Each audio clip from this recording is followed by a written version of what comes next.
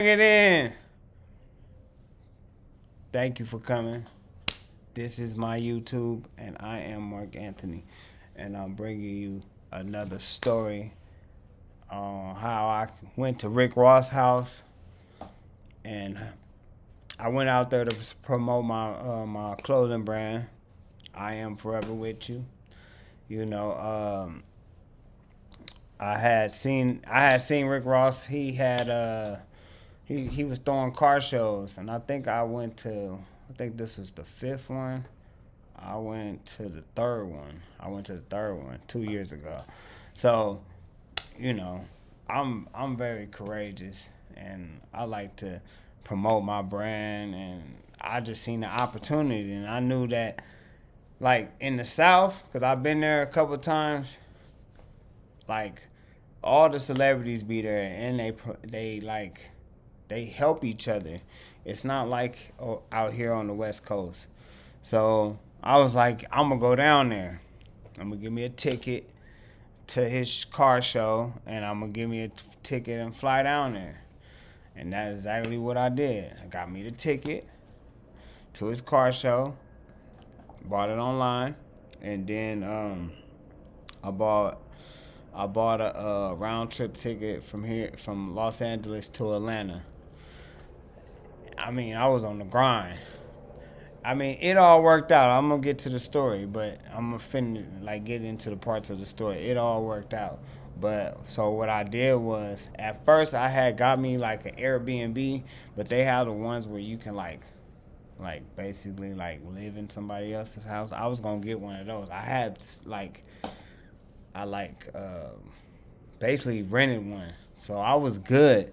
But when I started thinking about it when I was getting there, I was like, I don't really want to like stay in somebody's house like with them there. Like that's kind of weird. Like to me, I don't know. Other people do it, but I don't know. And I was just like, I didn't want to leave my luggage and stuff over there too. So I was like, I was like, well, we gonna thug this one out. So I only had enough luggage for like another pair of clothes because I was already gonna be on the grind. So what I did was when I flew there, I got there the night before, so I was gonna go stay with them. And I think I ended up spending maybe because I was only gonna stay a day, so it was like $40 or $60, something like that, something really really cheap. So I wasn't really tripping off of losing that money. So I ended up staying at the airport. I think we got in there maybe like at 2 o'clock in the morning. It was one of them late flights. I took the last one, so I got in there too. So I didn't really have to stay that long. I stayed a little like 7 hours, maybe. So we just walked around and chilled in the airport, and just chilled until I got tired, and then I fell asleep a little bit, charged my phone and shit, and shit, that was basically like what I did. And then it was time to go, so I ended up taking a Uber to his house because that's when the event was starting. So I took the Uber down there. I knew it was gonna be big, but I didn't think it was gonna be like massive. So how they did it was I had took an Uber to his house, and you can't just get dropped off at his house like that. So they had like a destination where you had to go, and it was like maybe I want to say maybe a mile or 2 miles, no more than that, down the street. So I ended up having to get back in the Uber and drive down to like this church where everybody was like that's where they did all like the searching and let people on the it was like them tour buses, like charter buses basically, where you had to take, and they take that on into his house. So we went through the thing. It went kind of fast because I had got there early. So I had got there early. I was probably on the bus like no later than maybe an hour, maybe hour and a half. maybe top no more than 2. So then we go through the little line and stuff. They go through our bags. You know what I'm saying? They telling people they can't bring certain type of things inside the his house. So, you know, I'm in there. So boom, I'm on the bus. So we going up in his house. His house is big. It's like it used to be Evander Holyfield's house. So you could go on YouTube and you could check it out, or just go to Rick Ross' house. I'm pretty sure it'll come up. But as soon as you come in, it looked like the White House or something. It's massive. Got land on land on land. And so, like, when you come in, it's like his house is kind of like far back. So you got to go on in, and they pull you in, and they let you off like nowhere, not like we on his land, but his house is like all the way on the other side, like kind of. So when they let us out, they let, like, I guess like just like the bus area, and then they let everybody out, and we just start walking, and they had all the cars there. People were pulling up with their cars. If you was in the show or something, that was the part where when I first came, that's where people were letting people like with their show cars or the businesses was coming in at, because they didn't pay that money to have their business there or their show car there or their motorcycles there. So yeah, it was pretty cool. You know what I'm saying? I got there, and I was just walking around for a little bit, just, to check out the scene. And I met a lot of people, shook a lot of hands, made a lot of money, and shit, it was cool. I had took a lot of my hats out there, and they was buying them left to right. They supported me. Shout outs to Atlanta. Shout outs to Rick Ross show. And you know what I'm saying, it was cool. I seen Boosie. I seen a couple of stars. I seen the Turkey Hut dude. I seen that's where I met Funny Man. Not Funny Man Marco, but Funny Man Sales. That's where I met him at. You know what I'm saying? Who else I seen out there? It was a lot of people. Gorilla Zoe. You know what I'm saying? It was a lot of people, and it was fun. They supported me. Johnny Dang, he was there. 2 Chainz. What's his? Cam Newton, he was there. There was a lot of people that was there. You know what I'm saying? Just had to be there. Just had to get out there and mingle.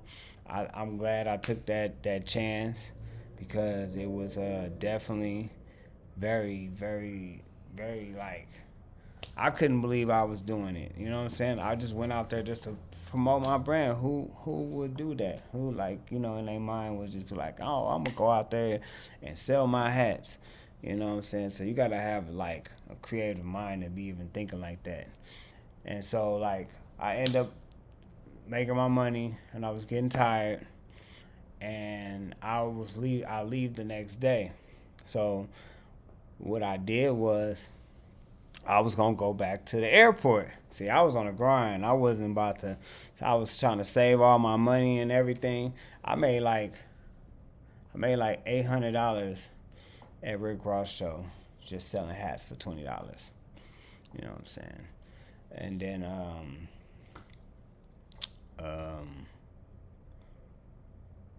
so I left, and I caught the shuttle back, and then I had to go catch an Uber. So the Uber picked me up from back where the church was, and I had called my boy, Tommy the Mushroom Man. Tommy the Mushroom Man, he's a vegan,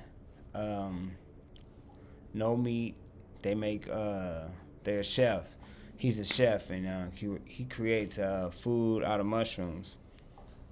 So I'm into I am a pescatarian. I'm into eating to live, not to eating for taste. So they were out there, him and his boy, and he was like, pull up. So I was like, fuck it, I ain't had nothing to do. So I went over there, and I hanged out for a little bit. So, you know what I'm saying, we were just chilling. We did some reels, some content, you know what I'm saying. We ate some food and stuff. So it was time to go. So then when I left, I called me an Uber. Now this is the good part. It's bad and good. It's good and bad. So when we left, no, when I left, I took the Uber and I was going to go to the airport because I had everything with me. I was ready to go. You know what I'm saying? So the flight leave like at 6 o'clock in the morning or something like that, you know. So I had it all timed out. So the Uber came and picked me up. So now we leaving, and then we leaving out the neighborhood, and then we making it to the main street. I forgot what street it is, and I want to say we was in like Buckhead. Yeah, I think we was in Buckhead. We wasn't too far from the mall in Atlanta. So when we get to on the street, we stop at the light. When we stop at the light, bam! Somebody ran right into the back of us. When they ran in the back of us, my Uber dude, he's mad because he got a nice Infinity car.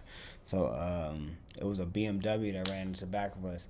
He hops out, and the BMW trying to drive off. So he drives kind of in front of him to stop him and stuff. So we all get out the car, and I'm standing on the side, and I'm just telling the dude hey, everybody telling him hey man, just pull over, man, just pull over. You gonna make it worse.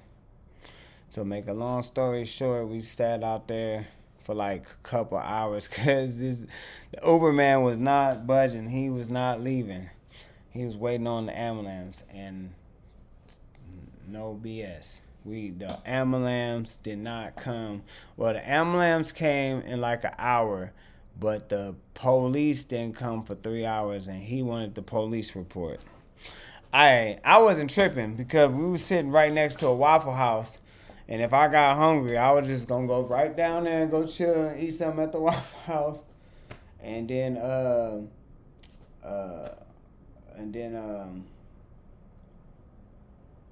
chill at the Waffle House, and then just go to the airport because I told you my flight didn't leave till 6 in the morning. So that's exactly what happened. So the police come, we get the information, and then he take me to the airport and drop me off.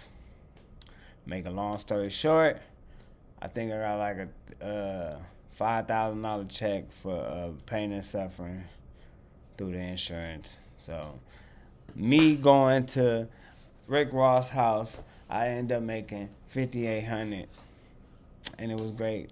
So sometimes the moral of the story is sometimes you have to take risks to make something good out of it. You know what I'm saying? I went to go promote my brand, and I made value out of it. I made some money, more than what I was gonna do if I was gonna just chill at the house or something. So always take them risks, take them chances. So hit that like, that share, and that subscribe button, and we're gonna hit you with another one, like I always do. Oh yeah, and go to that website, IamForeverWithYou.com, and later, peace.